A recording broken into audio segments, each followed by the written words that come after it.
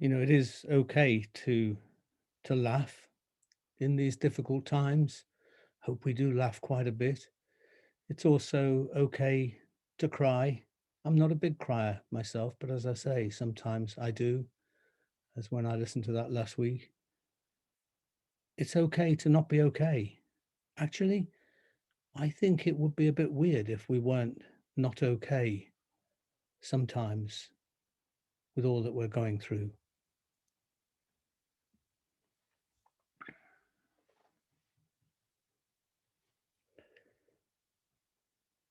And in the language of the Christian tradition, we talk about a dark night of the soul, don't we? St. John of the Cross brought that phrase to us, and it's gone beyond the bounds of Christianity or religion. Now it's something that's entered public consciousness, that there are times in our lives when it feels like a dark night of the soul. And this last 10 months or so has been, still is, a dark time globally. I would say it's almost as if we've gone into a global dark night of the soul. But if we focus, even in the darkest of times, eventually we find our night sight. We can begin to see things, even when it's very dark all around us.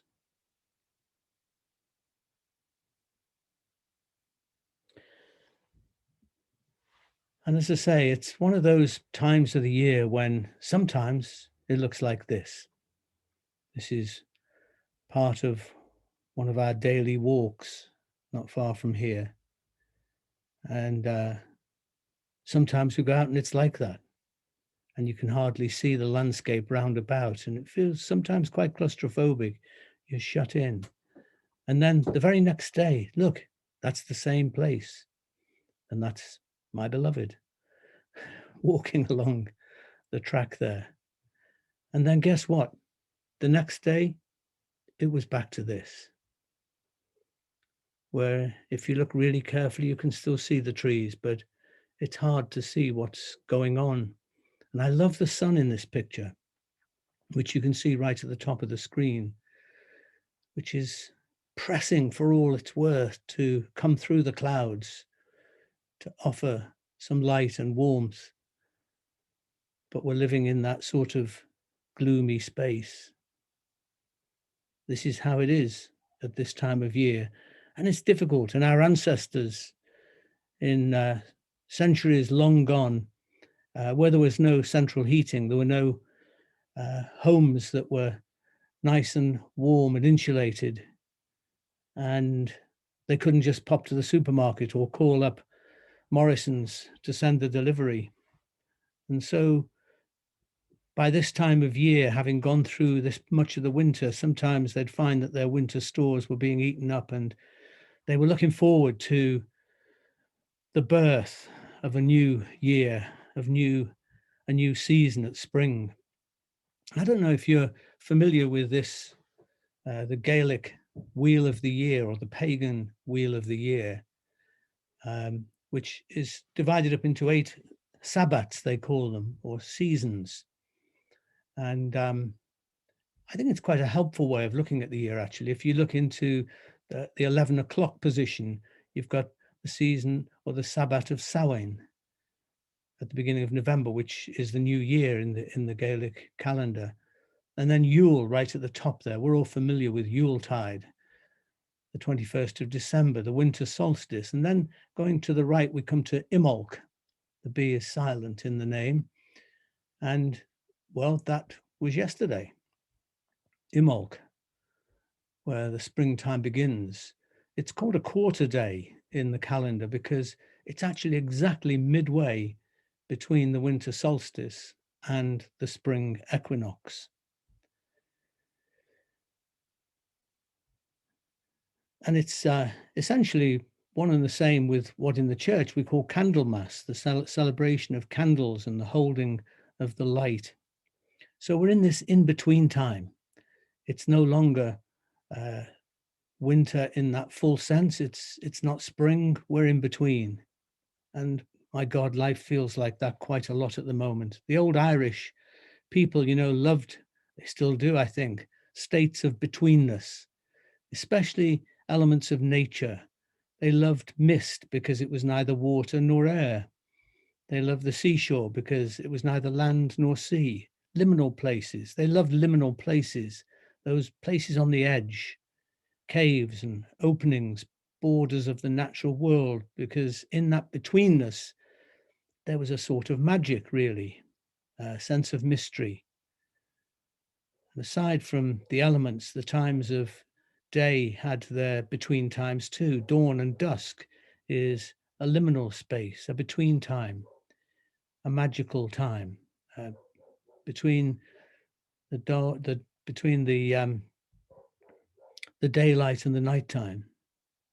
In nature, this is an in-between time now, but also in our lives right now with COVID, with the darkness of that, the vaccine, which seems to be bringing hope to us, and other things too. So it's a time of hope, but also a time of uncertainty.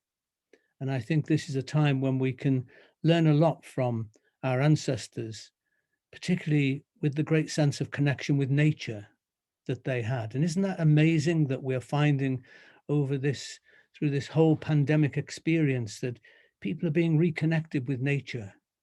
Someone told me last week that they had never known their garden as well as they know it now. As we look at each and every little sign of hope that's coming forward. And it's true, that nature does have real healing powers to it. It's almost a therapy in itself. And I was thinking about that when I came across a little video of a conversation between Chris Packham. I don't know if you've been watching Winter Watch. We love Winter Watch. It's just such an amazing insight into nature at such close quarters with the sort of cameras that they have, and those moments of mindfulness that they've introduced now. And I find Chris a very moving person himself. He's been open about his own story of mental health issues. And this film is of him talking with Joe Harkness, who has written a book that's come out quite recently called Bird Therapy. It's a really lovely book, and it's all about the therapy that birds and watching birds can bring to us. So have a look at this. The reason that we're here, the reason we know one another, is that we've both come close to killing ourselves. Yep. 2013, my life just imploded. I reached a crisis point, basically. I made a decision that I was going to take my own life. It's a decision that doesn't come lightly, but when you're in the frame of mind that you don't want to be there anymore, that's it. I think a lot of people think, your family is still there, your friends are still there, why don't you reach out to them, why aren't you listening to what they're saying? There is nothing. There's no rationality. Nothing at all. We need to understand what it feels like and talk about it so that people get the reality, because it is a stark reality. The fortunate thing is that neither of us went through with it. Yeah. You because of a person, me because of my dogs. And the paradox is, I love those animals, more than anything. I mean, I can't even describe that. Yeah. But on that day, I hated them. I didn't want them to be there because they were that last vestige that connected me to the world, that kept me connected to it. And I resented them on that day. But your route of recovery, how was that formulated? Okay, so I tried loads of different things, and some worked and some didn't, so I still take medication to this day. I had a year's worth of counselling, which was really good, and went on a mindfulness workshop. It opened up my eyes to what I was doing when I was outside. So at this point I'd started bird watching and taking a massive interest in it, and it all clicked into place, and it became my therapy, my bird therapy. Okay, let's do a bit of it. So this raft of tufted duck is quite interesting. I think the highest count here has been about 64, and I don't think we're far off that today. No, there's lots of male there. Handsome bird, aren't they? They're beautiful. You like counting your ducks? Yeah, I do. I've got a way of doing it. So left to right, right to left, both counts, average it. I'm happy with that. As I move methodically through the duck and count them, it is a form of meditation.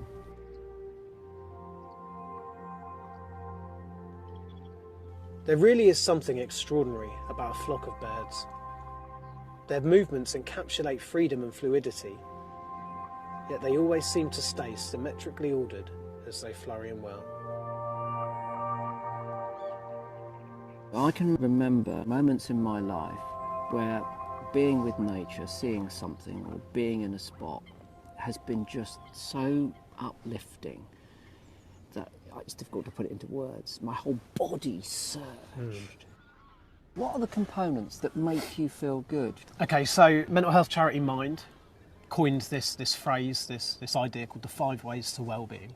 So there are 5 things that you can do to improve your well-being. They are to connect, to learn, to be active, to give, and to take notice.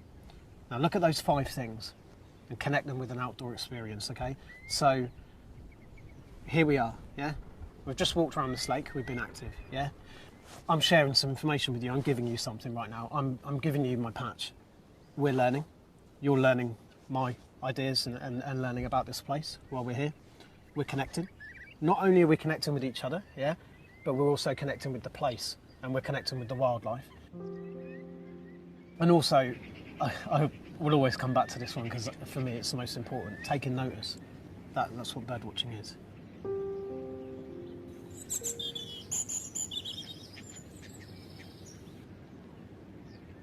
Winter, the frozen season, a time when days are short and tempers are shorter.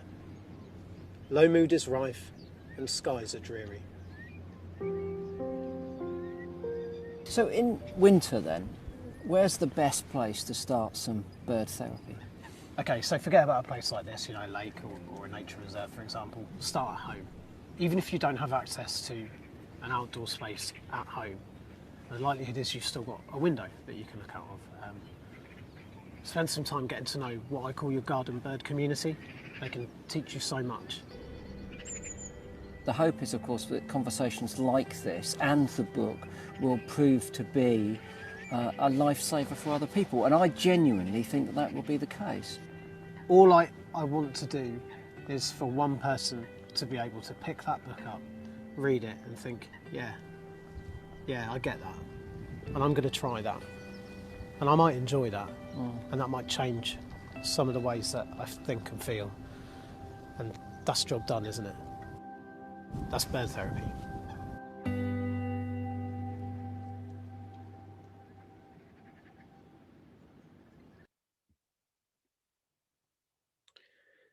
So there's the 5 points that Joe was making there, which you can find on the Mind website too. It's no secret that I've been a bit of a birder all my life, really. I was in the Young Ornithologist Club when I was little, the kind of children's branch of the RSPB, and birds have always brought something very special and particular into my life, and spending time looking at birds has always been a form of prayer to me. And I love photography too. I like photographing birds.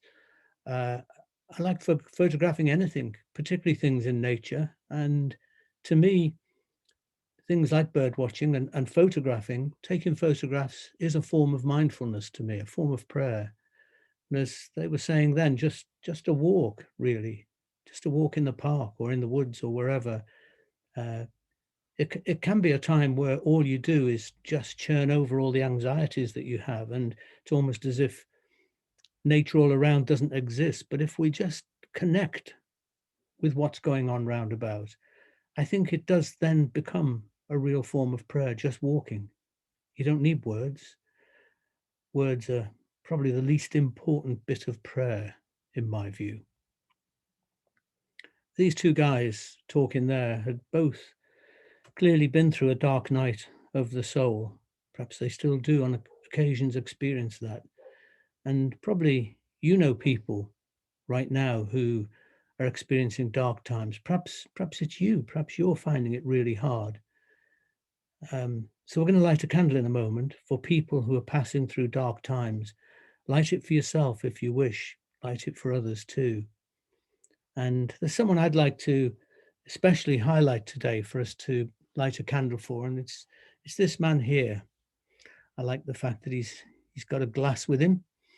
This is Paul Sutherland, who is an important person in the life and history of St Athelburgers. He's been associated with St Athelburgers for a very long time, and as parish clerk, he helped keep the church in existence when the London diocese seemed to think that it would be best to demolish it and sell off the land. Paul also kept the candle of St Athelburgers burning when the building was bombed by the IRA in 1993. You can find more about that story and the story of St Athelburgers if you go to the St Athelburgers website. And Paul was a cooperator with Richard Charters, then Bishop of London in the 90s, in hatching a plan for the church to be rebuilt and to become what it is today, a centre for reconciliation and peace. In other words, Paul Sutherland has been a crucial figure in the life and history of St Athelburgers and a massive supporter of what it's now become. So our prayers are with his family and friends, and we say to dear Paul, rest in peace, friend, and thank you for all that you've given to St Athelburgers. So if you've got a candle handy, I invite you to light it now for all those who are experiencing darkness.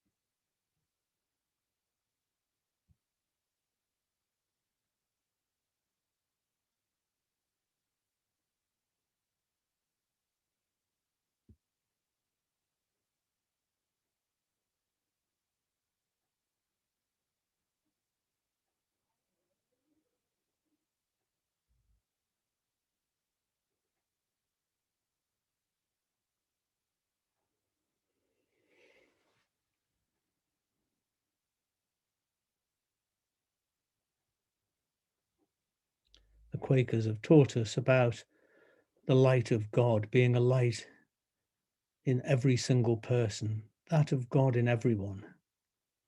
And however dark it may feel at times, there is a light that we can find, not out there somewhere, over there, up there, but within ourselves.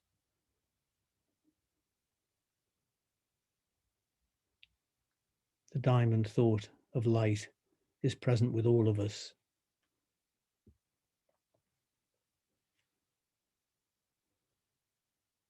These lovely words of John O'Donoghue, be still, be still. Gather all the kindling about your heart. Gather all the kindling about your heart to create one spark. That is all you need to nourish the flame that will cleanse the dark of its weight of festered fear.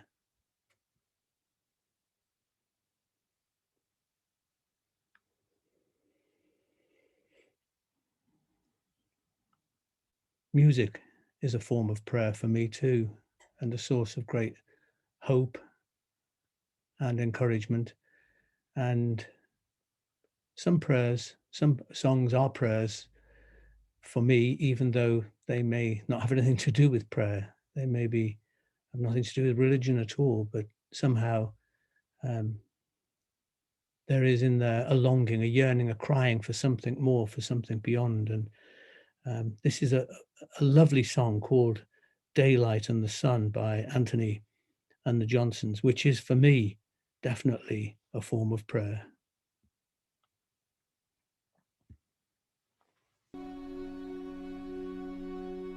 Now I cry for daylight, daylight and the sun.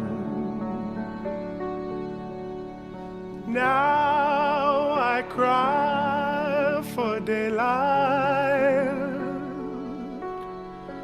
daylight everywhere,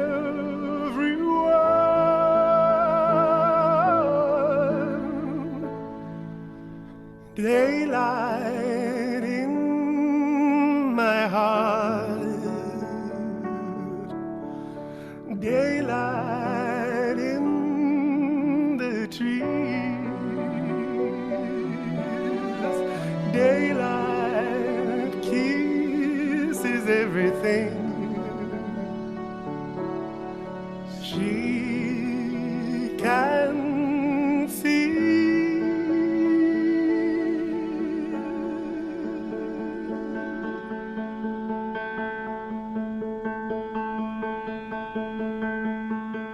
There was no light,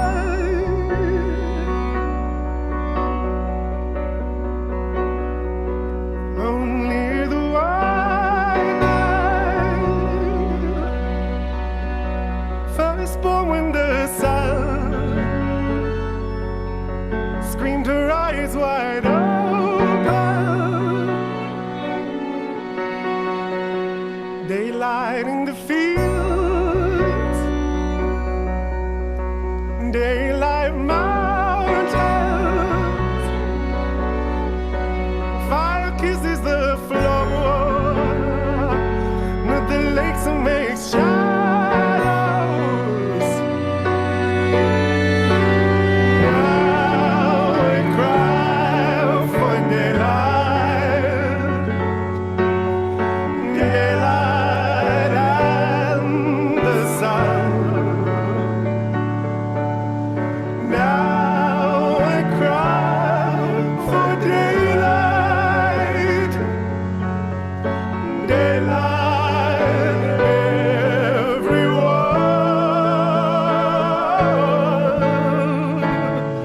daylight in my heart, daylight in the trees,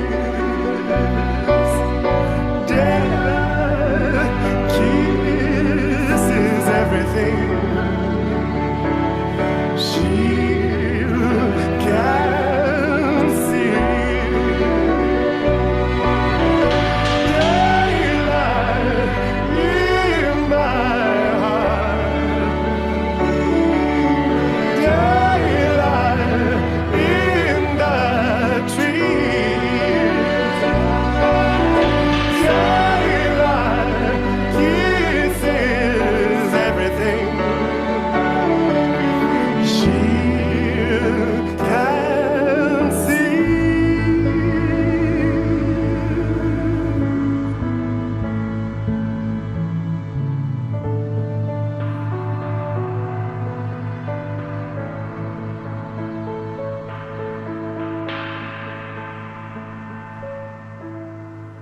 Ooh, your dream here on the water, warm the sand, the seagulls calling, kissed by kindness, kissed by kindness, kissed by kindness, kissed by kindness.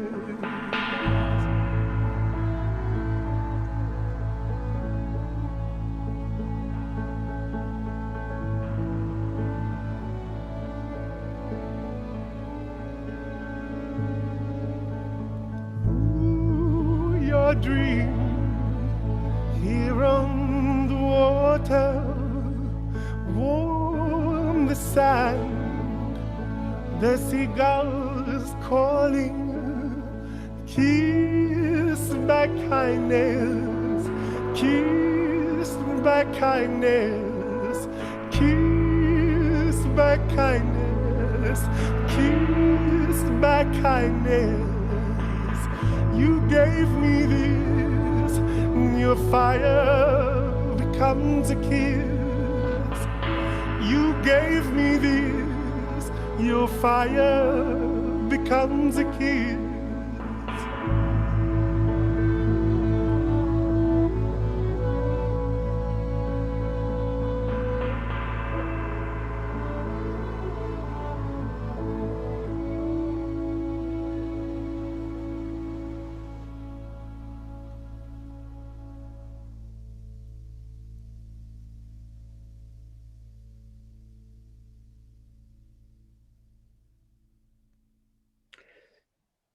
Wow, it's such a beautiful song. And I think that the sense of prayer to me isn't just in the words, but in the richness and the fragileness of Antony's voice,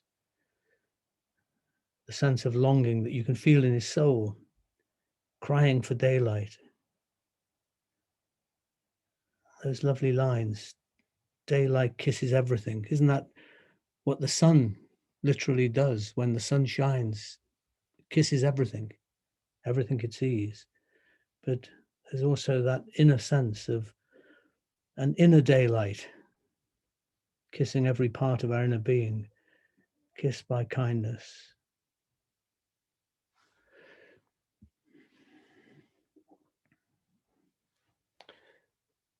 Now, I know that there are some people who follow SoulSpace who are not in the Northern Hemisphere, who are down in the South, for whom all of this winter stuff may be a bit strange, really. Imolc is, I think, on the 1st of August in the Southern Hemisphere. So we're at other ends of the year, but nevertheless, the experiences of the heart are universal. And here at this time of year, we have these lovely, lovely flowers, which I took this picture just a short walk from the house here where we are in Somerset. I love the way these brilliant, bright Candlemas bells just spring up out of the earth, and you can still see the brown leaves, still see the death of winter is there, but out of that sense of death, this brilliant green and white emerges, pure, cleansing the earth as it points towards a new season. And Imolc actually means in Gaelic, well, one interpretation of it anyway, is that it means in the belly, because this is a time of year when the very earth is pregnant, when there are quickenings beginning to take place, as we sense something new being born, something magnificent that is going to burst upon us before long. And we see little lambs already appearing. These must have been very early because they look quite big to me, but that's, again, just a short way from our house here. And I love that ewe, that mother sheep, the face there, as she sort of stands over her little ones. There's something strong and determined about her.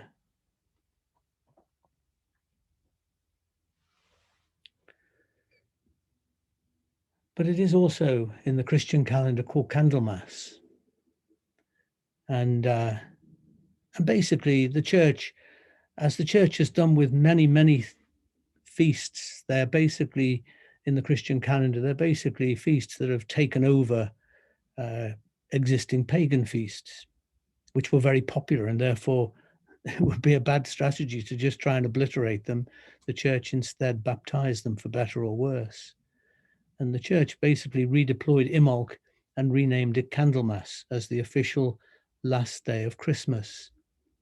The Christmas cycle, not a lot of people know this, actually finishes on the 2nd of February with Candlemas and the start of a journey towards Holy Week. So in the church calendar, it's an in-between time, it's a crossover, it's a liminal space with a glance back at Christmas and then looking forward to Holy Week and Easter.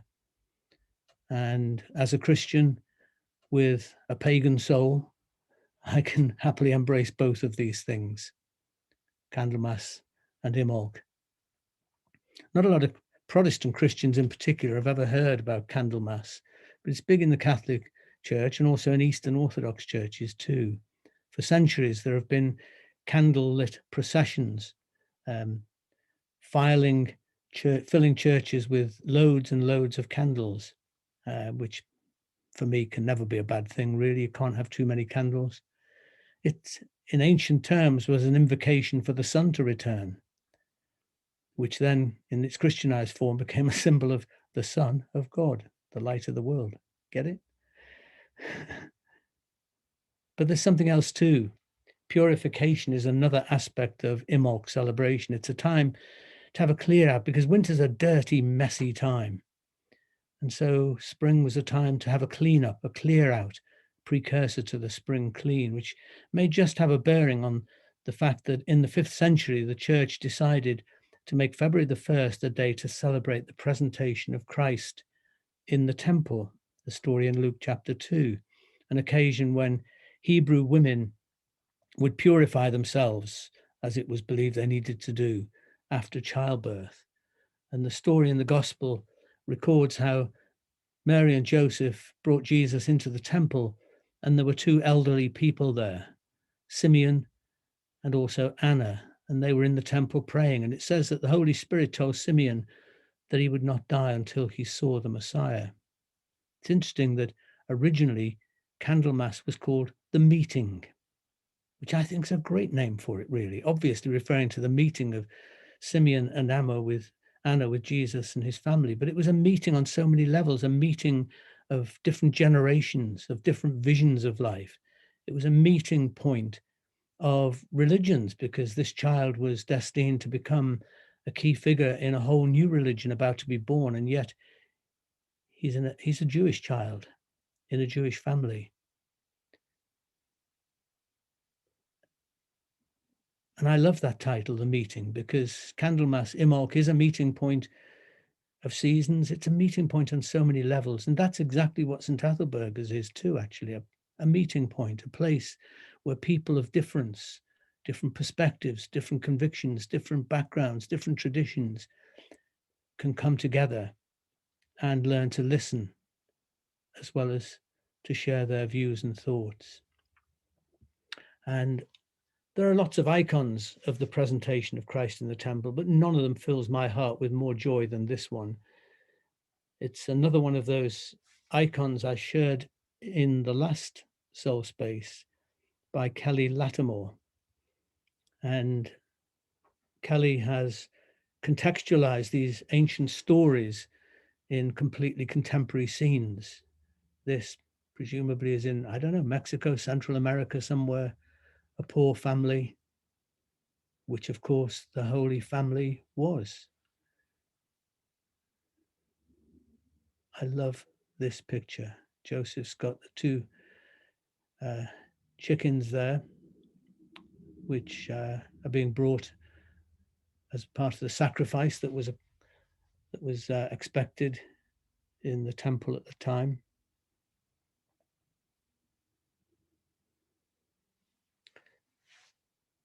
The upshot of all of this, dear friends, is that there is light.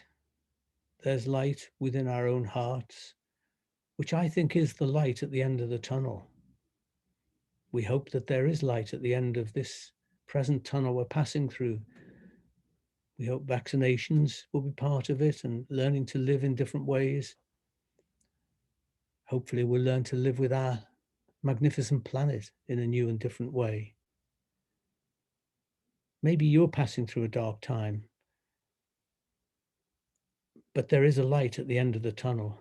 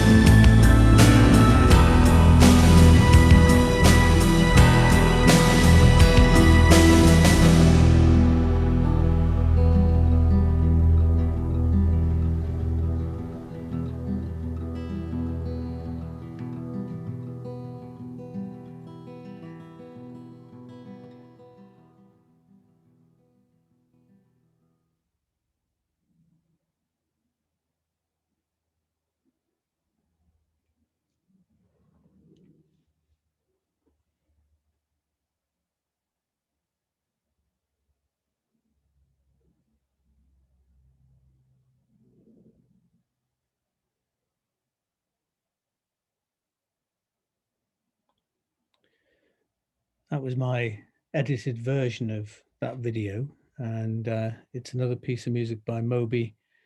The music is called Everloving, and you can find it on YouTube. The actual whole piece of film is about 9 minutes, I think, and I'd recommend you just spend a bit of time with it. It's an amazing kind of stimulus for meditation, really, to just follow the track. And in the full film, there are quite a number of tunnels that you go through, which is really a bit like life. You know, sometimes you think you're out in the clear, and then there's another tunnel, and some of them are a lot longer than others, and some we get through quite quickly. And that is so much what life is like.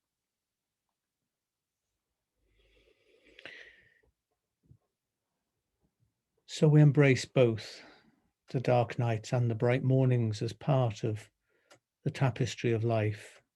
Sometimes are easier to get through than others, but it's all life. And something I've had to learn over the years is, as someone who likes to concentrate on the bright and sparkly and upbeat and positive bits of life and avoid the darker ones, I've had to learn that it's all my life. And if all I do is wish my way through the dark times, then I'm wishing my way through my life. To live fully, we need to be as mindful in the darker times as we are in the bright times. So, prayer. Thank you, loving God, for the wonder of the threads of hope which you weave through all creation. Thank you for small signs of spring awakening, for magnificent fragile flowers appearing in gardens and parks, for increasing daylight and bright mornings. Thank you also for signs of love and hope in the midst of the pandemic, for the smile of a stranger, the wonder of random kindness, for the tireless work of those caring for the sick or comforting the dying and the bereaved.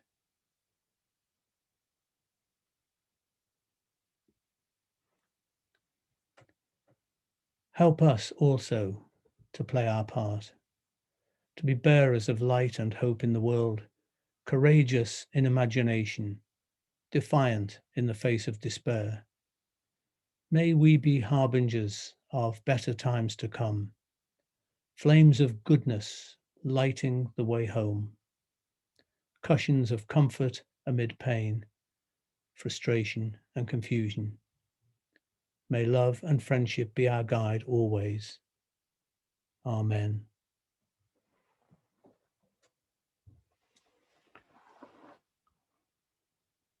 So here's one last song which I've got an affinity with, really, because, as you'll recognize, it has its origin in Liverpool, where I come from. And this is the Camden Voices, one of the many choirs that have found a way to lighten our lives in these dark times.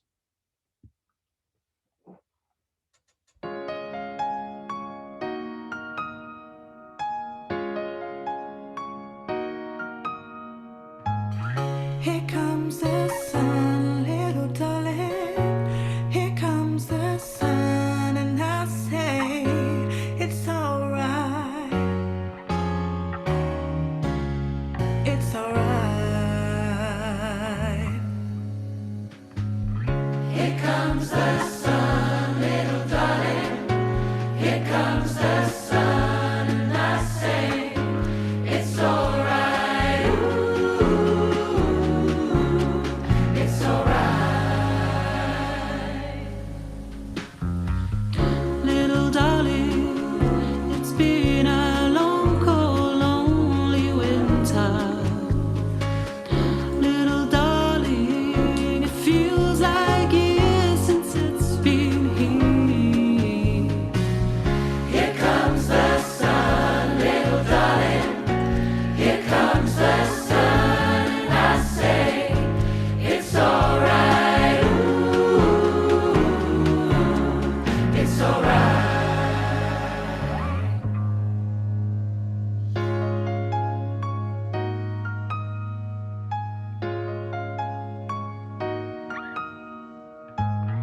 Here comes the sun.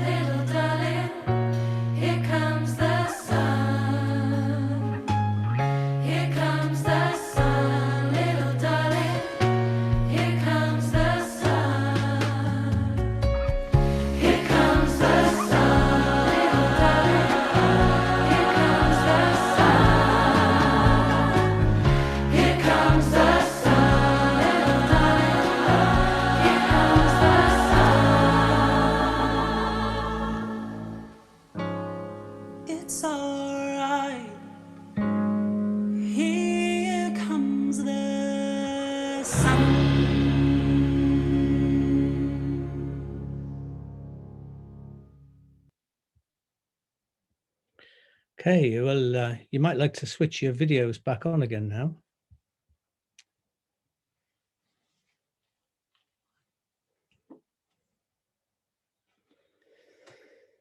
So there we are. I love the fact that we can still meet together like this, you know. It'd be much better if we were all in one room together, but hey, this is not bad. And to see your faces from all over the place, being able to gather in this space is just amazing, you know. So I hope that this time has brought a little bit of sunshine to you. And just before we finish, I don't know if anyone would like to make any comments or anything. Then we just have a moment or two when you could do that. You just need to switch your mute off, and feel free to do that.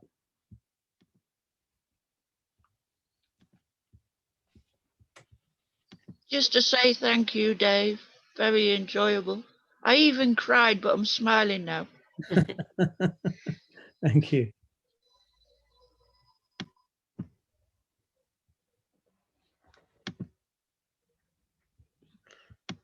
My video won't come on, but it was lovely to see you and to see everybody. It was really beautiful, very reflective. Thank you. Fantastic. Thank you. Just say thank you. No.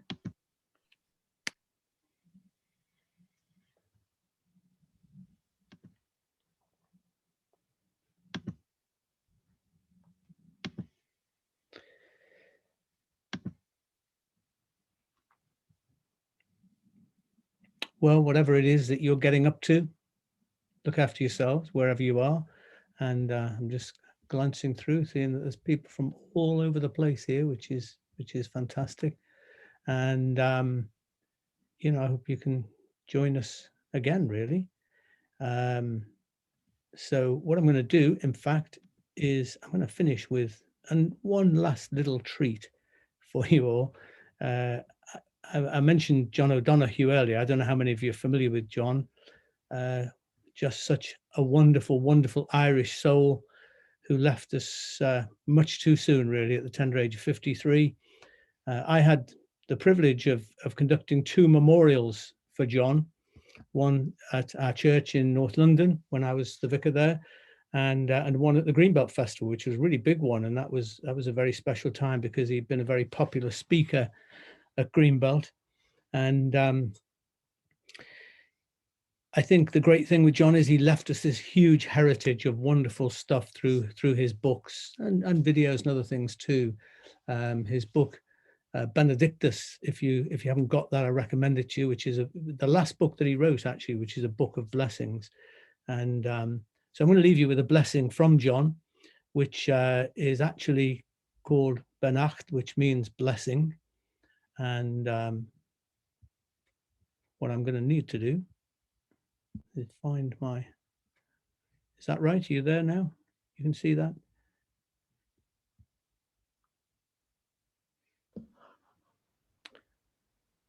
Well, this is a blessing from me first. The blessing of God, the eternal goodwill of God, the shalom and salam of God, the wildness and warmth of God be among us and between us now and always. Amen.